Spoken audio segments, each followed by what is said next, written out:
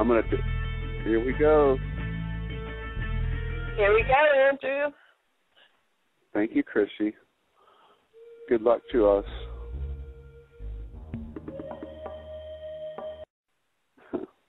Well, good morning. We have two different kinds of music for today.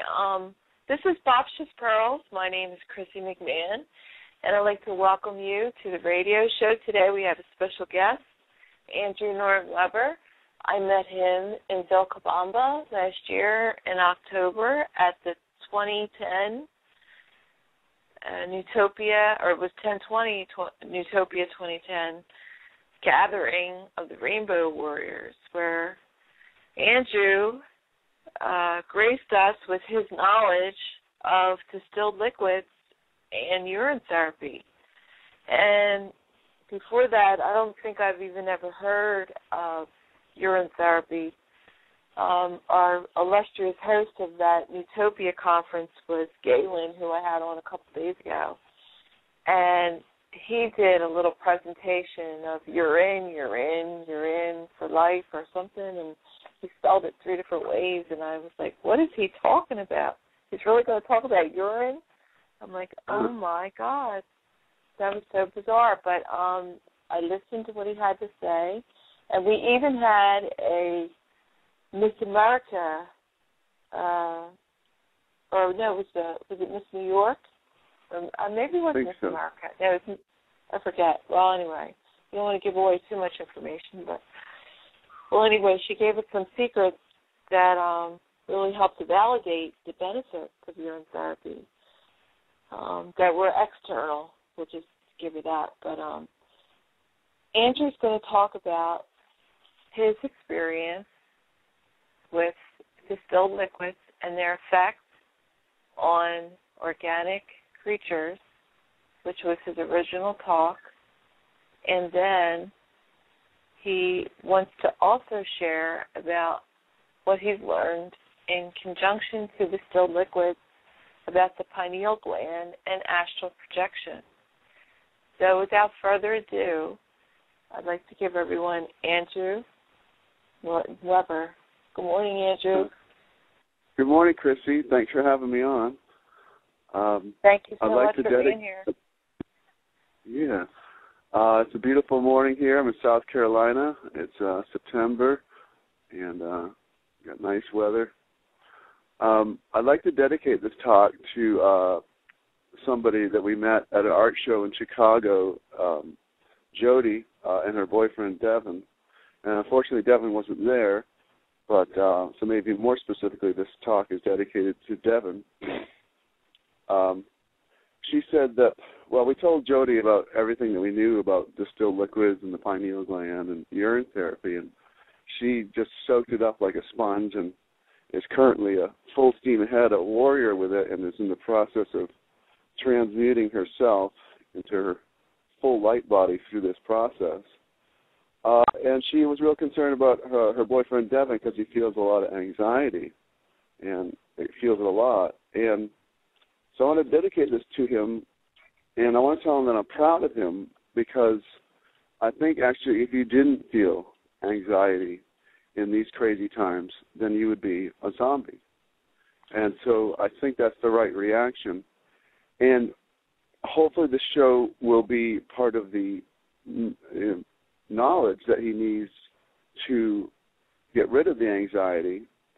And it would make sense to have anxiety because everybody is completely uneducated as to the truths about themselves, and they have no weapons. And so if you're in the middle of a huge hailstorm and don't know what to do, you should be anxious. And so I think that's the proper feeling. And so this is going to be dedicated to giving all of us the weaponry we need and the knowledge that we need to actually not only make it through this, but to become in command of these times and to change what's going on. This should be complete empowerment.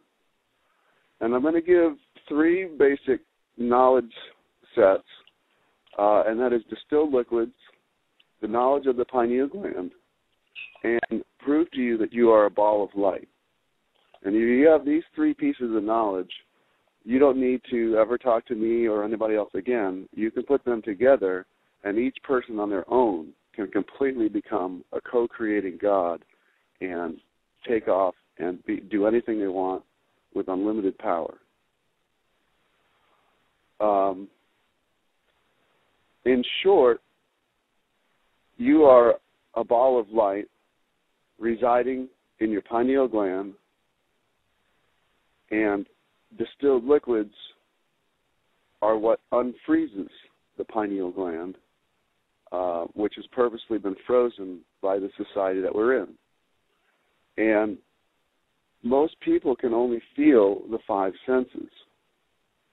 And the pineal gland is the gateway, the stargate, the opening to all the other higher senses.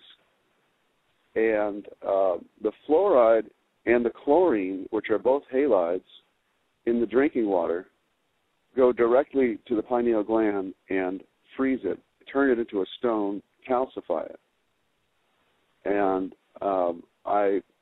unless you're a very rare person who was lucky to live on, grow up on very clean water, away from city water, and you ate real healthy your whole life, lots of raw fruits and vegetables, unless you're one of those people, I guarantee everybody out there in America, if they go to their doctor, say, I've got some headaches, or, just go to a doctor's box and say, I want an x-ray of my head or an MRI. Tell them you're feeling headaches or something, or you think you got a tumor in the middle of your head. In that x-ray, it should be clear gray all the way through, right? You're not supposed to have any bones in the middle of your head. But there will be a white rock right in the middle of the photograph, and that is the pineal gland. And when they do autopsies on people in fluoridated societies, they find fluoride at about 5 to 10 parts per million through most of the body. But when they get to the pineal gland during the autopsy, it's at 22,000 parts per million. It goes there like a magnet. And the pineal gland has the highest blood flow per cubic volume of any other gland in the body. And so you can almost visualize whatever you eat or drink or consume, realize that it's almost immediately going to rush right over your pineal gland. So that'll give you more impetus to think differently about what you put down your alimentary tube. And it goes there so much so that it shuts it down, and it literally turns it into a rock.